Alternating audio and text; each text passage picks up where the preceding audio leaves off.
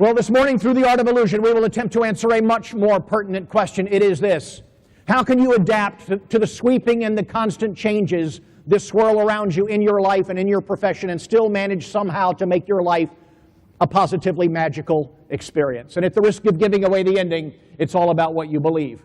Now, my name is Billy Riggs, and I am not merely an illusionist. I am, much more importantly, what I call a dis-illusionist, which means I don't get nearly as excited about performing my illusions as I do about getting into your heads and exposing your illusions, damaging psychological illusions, faulty perceptions of the world and your place in it that harden into glass ceilings in your head, inaccurate beliefs that congeal into self-imposed barriers to success through which you cannot break.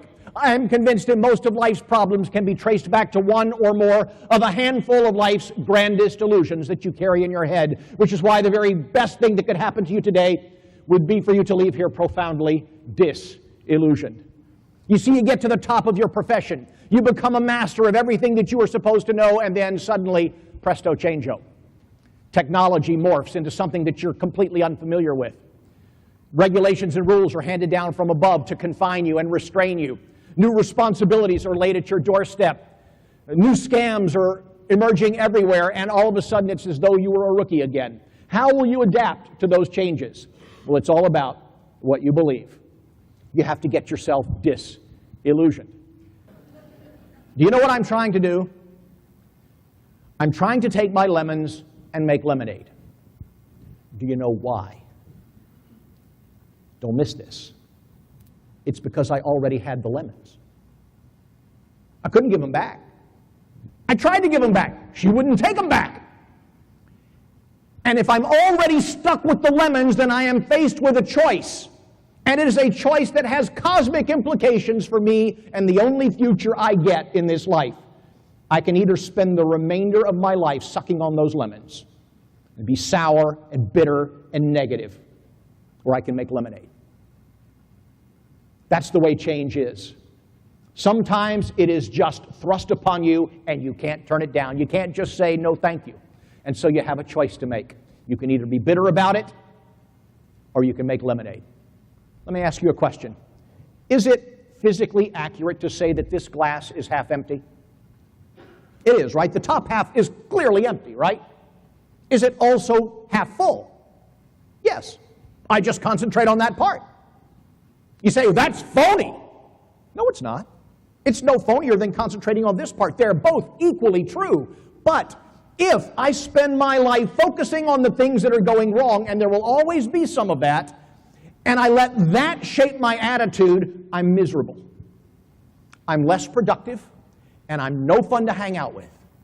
But if, on the other hand, as an act of my will every day, I choose to wake up with my head in the right place, and I concentrate on the things in my life that are going well, and there will always be some of that too, and I let that shape my demeanor while I'm working on the other part, then I'm happier. And I'm more productive. And I'm more likely this time next year to have a glass that's a little more than half full. Which would a wise person choose? Let me tell you what I believe may be one of the grandest illusions of life. It is this: that my success in life is largely determined by factors that are beyond my control.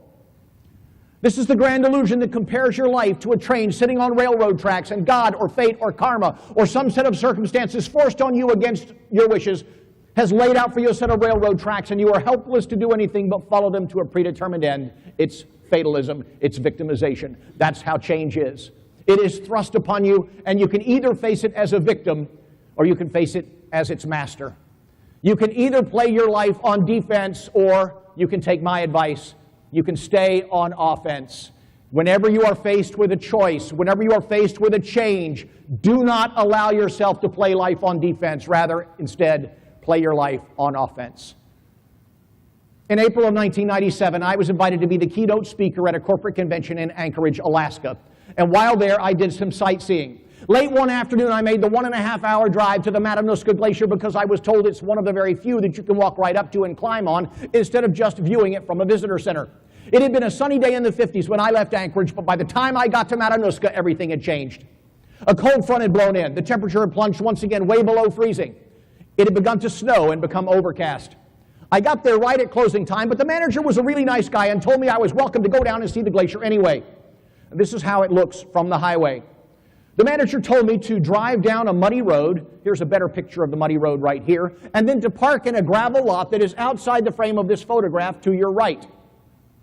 And then he told me I was to hike across the frozen lake to the face of the glacier.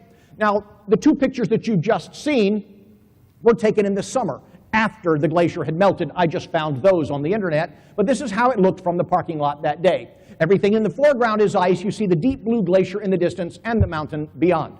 I parked at the end of the road as instructed. Mine was the only car there. The place was deserted because it was so late in the day and so early in the tourist season. And I struck out confidently across the ice. I got about 50 feet out over that frozen lake and heard a crack. I looked down and little fissures in the ice were radiating out from beneath both feet. Instantly, my mind leapt back to my days in the Boy Scouts where they had taught me exactly what to do if ever I found myself on thin ice. What do? You spread your weight out, right?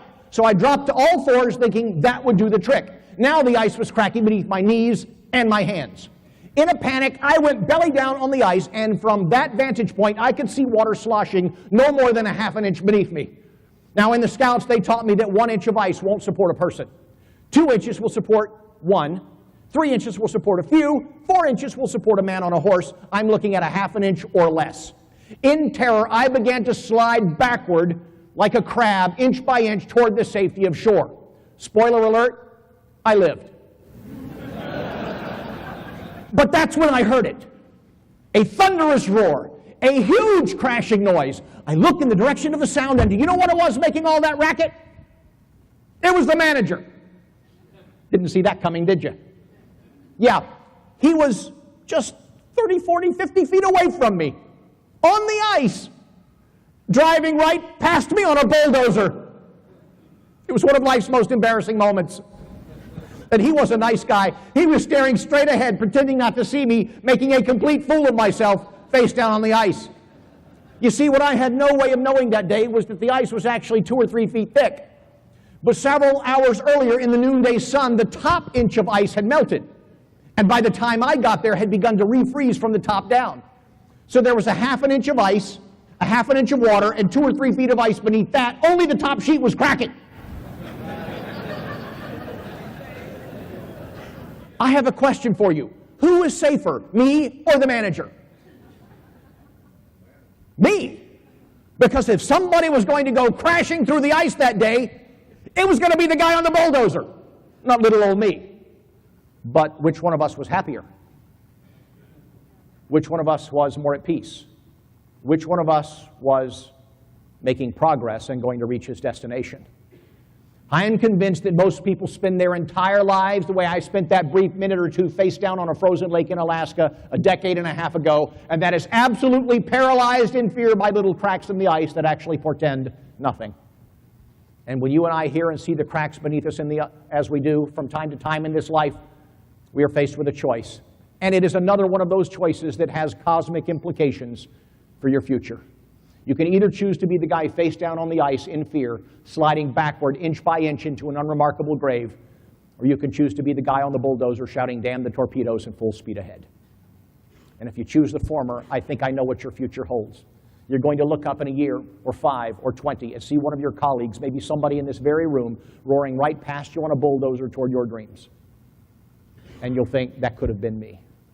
My friends, you can either live your fears or you can live your dreams. But you can't have both. You have to relinquish one in order to fully enjoy the other. And so when you're faced with change, stay on offense. Do not sit around hoping things will get better, waiting for things to get better. Take the bull by the horns, stay on offense, and make things better.